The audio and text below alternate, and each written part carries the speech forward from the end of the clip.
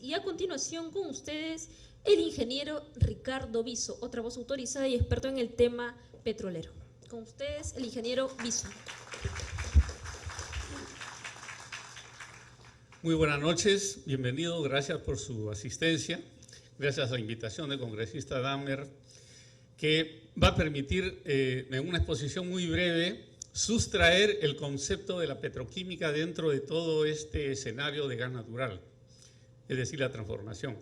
En realidad el objetivo de esta presentación es de que ustedes, después de escuchar lo que vamos a hablar, puedan entender mejor gas natural, petroquímica y recursos. En ese sentido podemos avanzar y mostrar los objetivos de la exposición. Yo estoy seguro que ustedes, después de escuchar esta breve exposición, van a tener bien claro estos 7 puntos. Van a conocer los antecedentes de la petroquímica que hay en el Perú, van a conocer un poco más los componentes químicos del gas natural para poderlo entender un poco mejor. Vamos a hablar sobre la producción actual del gas natural de Camisea, a dónde va, y hemos visto que se está exportando una buena cantidad. Hablar un poco del Gasosur, la alternativa de desarrollo, el marco legal existente que hay sobre el gas natural y la petroquímica, una balanza comercial petroquímica del Perú y finalmente algunas conclusiones y recomendaciones. En la lámina siguiente podemos rápidamente ver los antecedentes. No se ve muy bien por el color, pero estos antecedentes datan del año 70. Ya desde el año 70, el gobierno de esa época, en un convenio con países extranjeros especializados, desarrollaron un proyecto, un megaproyecto para desarrollar la petroquímica. Y a raíz de ese proyecto es de que se crea en la Universidad Nacional de Ingeniería la especialización de petroquímica. Yo soy petroquímico egresado de esa época. Yo salí del colegio del año 68, estudiando en Guadalupe, ingresaba a la Universidad de Ingeniería el año 70. ¿Y qué es lo que ha pasado? Han pasado los años y el año 74 en el Callao ya existía también una planta de fertilizantes llamada Fertiza,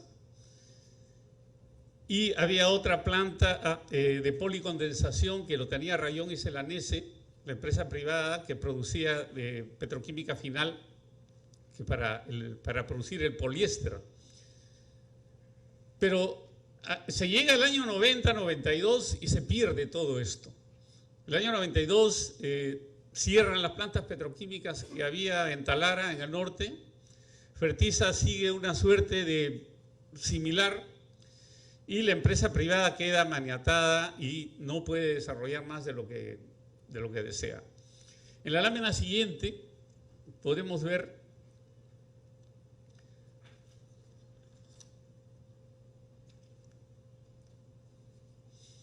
la visión de la petroquímica ya hacia el año 2012 y hacia adelante. Esta es una recopilación de hecho que ustedes lo pueden verificar rápidamente en internet. Ya desde julio del año 81 hasta el año 2000 prácticamente se viene haciendo un manejo administrativo de procesos, evaluaciones, licitaciones, etcétera, hasta que el año 2000 se concreta ya el proyecto de Camisea. Es el punto de quiebre en toda esta historia del gas natural. En la lámina siguiente, ¿podemos pasar la otra lámina, por favor, joven? Quiero presentarle los componentes químicos del gas natural. Esto es clave para entender qué es el gas natural. A veces nos confundimos cuando nos hablan del LPG, del gas natural licuado, que los condensados, y a veces nos podemos confundir. Básicamente, el esquema químico del gas natural es metano, etano, propano, butano y pentano. Los pentanos son los llamados la gasolina o los condensados. El gas natural generalmente tiene un 80-82% en el caso del Perú de contenido de metano. En menor escala viene el etano, que puede ser 8%, 9 o 10%. Después viene el propano en menor escala, el butano en menor escala y los pentanos o los condensados, las gasolinas. Pero acá hay algo bien interesante para que ustedes puedan ya tener una idea clara, ¿no? No es lo mismo hablar del GNV, del gas natural vehicular, o el GNC, el gas natural comprimido, con el gas licuado de petróleo, los balones que compramos hoy en día para nuestras cocinas. Son químicamente diferentes. Entonces, un vehículo que funciona con LPG, gas natural, el gas de petróleo licuado, no es compatible con un automóvil que funcione con gas natural vehicular. Pero tanto el GLP como el gas natural vehicular salen del gas natural. Pero, ¿cómo se va a optimizar esto? Con una idea, con un proyecto de sinergia o sinergia, que viene a decir que la suma de todos los componentes es mayor que cada una de las partes. Es un proceso de sinergia, que el Perú obviamente no lo tiene, está un poco divorciado una cosa con otra. Pero este esquema es muy interesante. Los líquidos de gas natural son prácticamente una mezcla de lo que está arriba, pentanos, butanos, hasta propanos. El GLP, el gas licuado de petróleo, son dos, butano y propano, y el metano, que es propiamente dicho el gas natural vehicular. En la lámina siguiente, por favor, este es un esquema para tenernos una idea qué pasa con el gas natural cuando sale del pozo. Esto está publicado ahí en la página web del Ministerio de Energía, lo pueden ver ustedes, pero yo quise traerlo acá como fines didácticos. Del 100% que sale de todo el gas natural del pozo, hay una parte que reinvierte al pozo, que más o menos 27%. Y la parte del resto, fíjense, se va como balones de GLP y naftas y diésel al sector transporte, más o menos 5.8%. Y el resto que está en la parte de arriba, 63%, desboca en una exportación de casi 38%. Entonces hay un gran índice de exportación y un menor índice, como ustedes ven, de 0.1, 11%, 13%, del uso del gas natural para interés nacional, vale decir la masificación. En la lámina siguiente, dos esquemas que mucho tienen que ver con lo que hemos escuchado hasta ahora. A través del año 2000 prácticamente comienza a exportarse una gran cantidad de este gas natural, porque no tiene otro objeto de transformación. Más fácil es exportarlo. Y esto tiene un valor agregado que en este momento no es oportuno detallar, pero sí tiene un valor agregado como costo de oportunidad. Mientras lo exportamos liberado de impuestos versus lo que hiciéramos para venderlo internamente, que sí tiene impuestos, hay un impacto también ahí de impuestos, ¿no? En la lámina siguiente le podemos mostrar los escenarios alternativos. Esta lámina es clave para que ustedes puedan entender qué pasa con el gas natural en el Perú. Ahí está el mapa de todo el emporio del gas natural. Entonces, básicamente son 4 escenarios alternativos de desarrollo. El escenario número 1, que está arriba, es la masificación. Masificar el gas para las cocinas, para el sector industrial, para los vehículos, etc. El segundo escenario es orientar el gas natural para la petroquímica. Puede ser la petroquímica del etileno o la petroquímica del metano. Ya hemos visto en la constructura química que tiene metano y etano. Entonces, ¿qué es lo que se va a desarrollar? No lo sabemos, ahora lo vamos a ver más adelante. El tercer punto, que es el punto más facilista y donde está desbocando rápidamente la producción de gas natural, es la generación eléctrica. O sea, todo el flujo de gas que sale, una mezcla de metano, etano, se está quemando. Y si ustedes pueden entrar y ver en la página web del Ministerio de Energía o Sinormin, del total de la energía eléctrica producida, casi 50% está a través de las hidroeléctricas y del gas natural.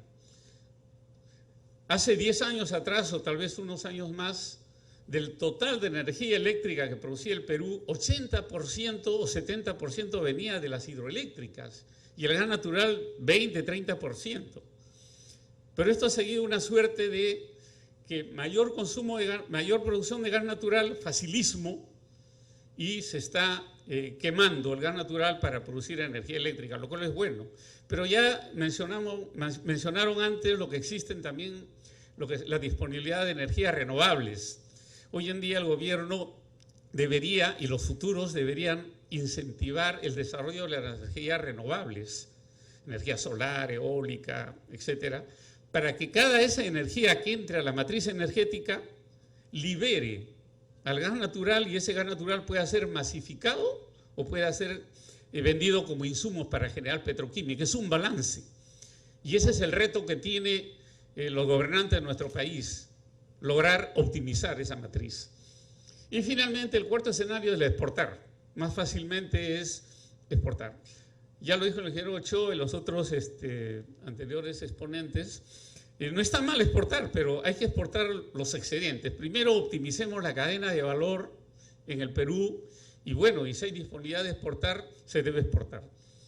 En la lámina siguiente, por favor, rápidamente, lo que nos ofrece el gas natural a través de los componentes químicos que hemos visto es, del etano es un número de productos, ¿no? Alcohol etílico, dicloruro de etileno, etc. Del GLP, que es una mezcla de propano-butano, también se puede hacer petroquímica de esos compuestos químicos y también se pueden tener una serie de productos petroquímicos. Y finalmente del metano. Acuérdense de la matriz energética, el 80% es metano. Y ese metano también puede transformarse como la petroquímica del metano, produciendo metanol, que es un producto básico que muchos países lo desarrollan, como Chile, por ejemplo, que tiene plantas de producción de metanol. Elastómeros, solventes, etc. En la lámina siguiente, por favor. Si alguien me ayuda abajo, la lámina siguiente. Vamos a ver la evolución del marco legal. Hoy existe hoy en día un marco legal que lo vemos ahí. Es real esto. Desde el año 2005 con la ley 2990, vino la ley 27113, la 28176, la 29163, hasta llegar a la 29970, que es la ley que afianza la seguridad energética y promueve el desarrollo del polo petroquímico del Perú en el sur. Hasta ahí hemos llegado, pero todo eso se ha quedado paralizado.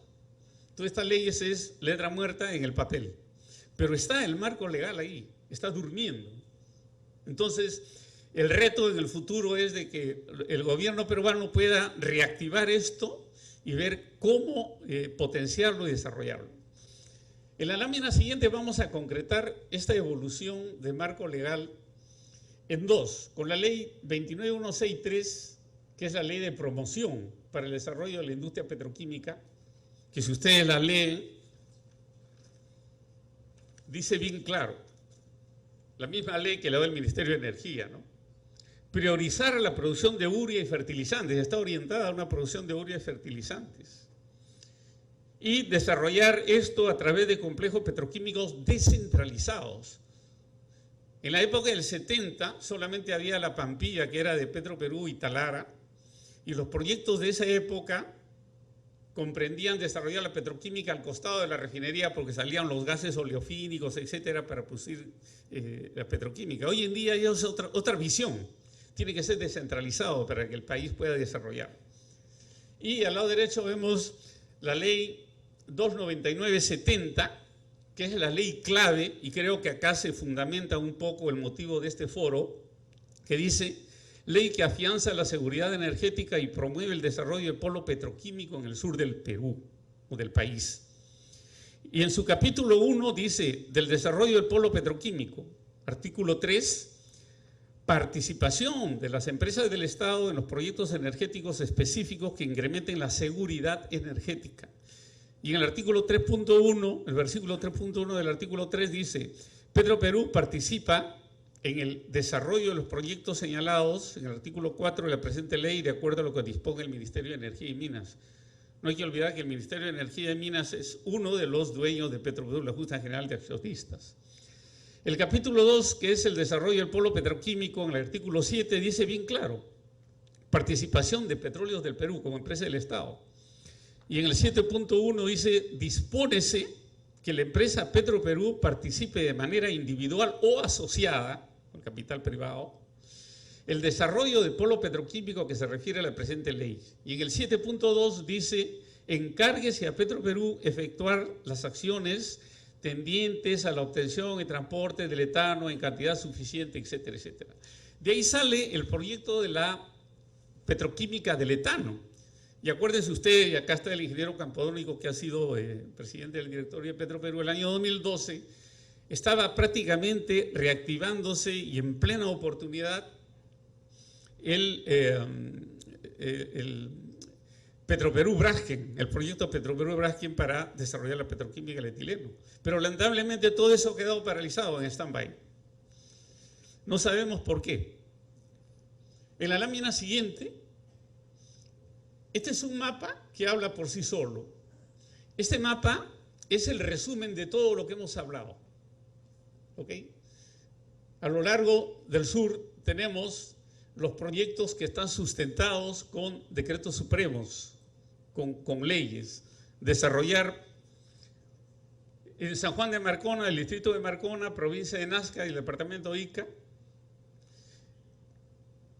en las industrias denominada I4 ubicada en el distrito de Paracas, y finalmente en las lomas de Hilo, que es el desarrollo del proyecto que iba a desarrollar Braskem con el etileno.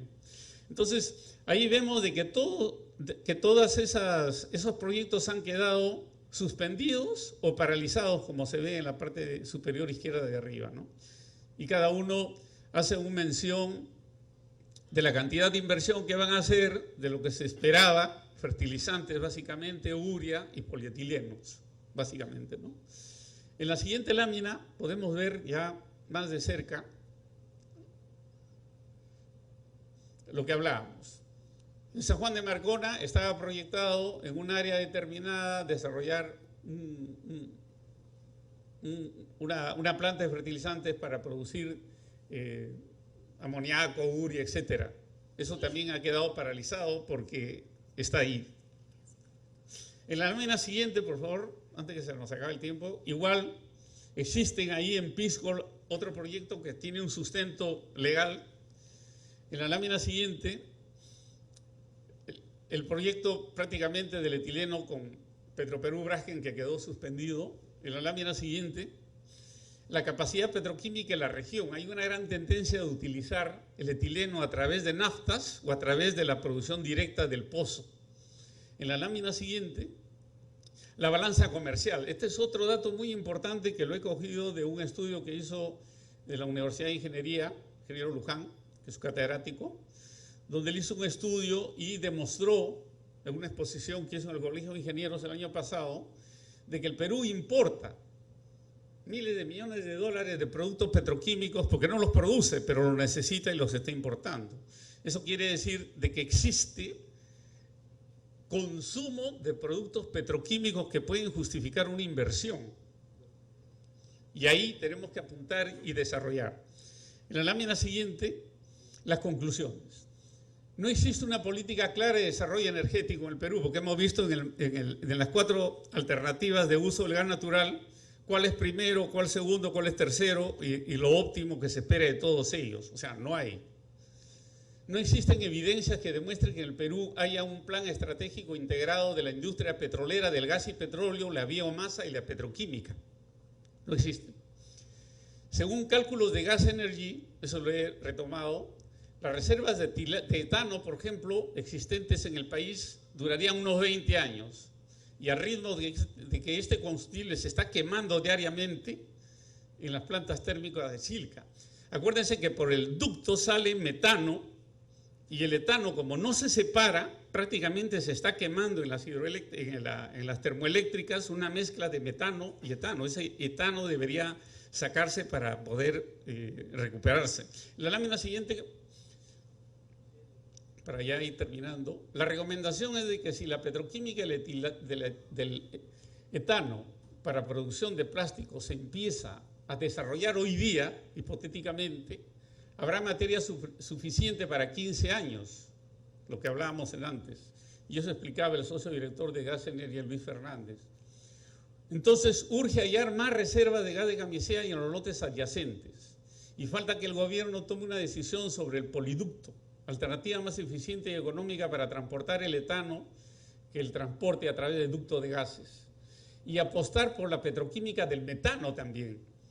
O sea, no solamente quemar y exportarlo, sino ver la posibilidad de transformarlo para la producción de fertilizantes explosivos.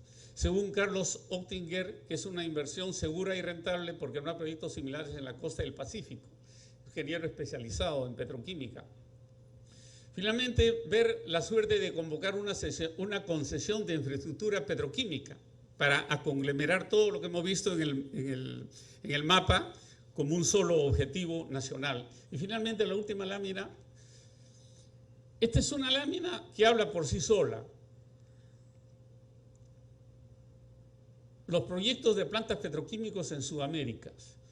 Todos los países de una manera u otra están desarrollando petroquímica y lo último que está haciendo el hermano país de Bolivia es, según he estado viendo en internet hoy en la mañana, implementación de una planta de propileno, polipropileno, con una inversión de 1.800 millones de dólares para producir 250.000 toneladas métricas al año. Es una realidad. Mientras nosotros nos quedamos congelados desde el año 2010 hasta la fecha, otros países como Bolivia han comenzado a desarrollar una política integral con sinergia para lo mejor para el país. Y finalmente podemos decir, ¿por qué el Perú no? ¿Por qué Petroperú o el Perú no?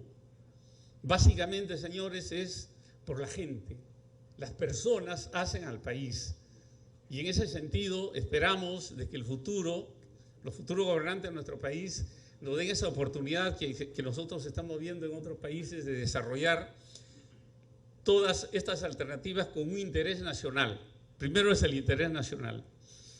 Finalmente, agradecerles su atención. Espero que esta exposición haya sido ilustrativa, didáctica, para entender un poco qué es la petroquímica, el componente del gas.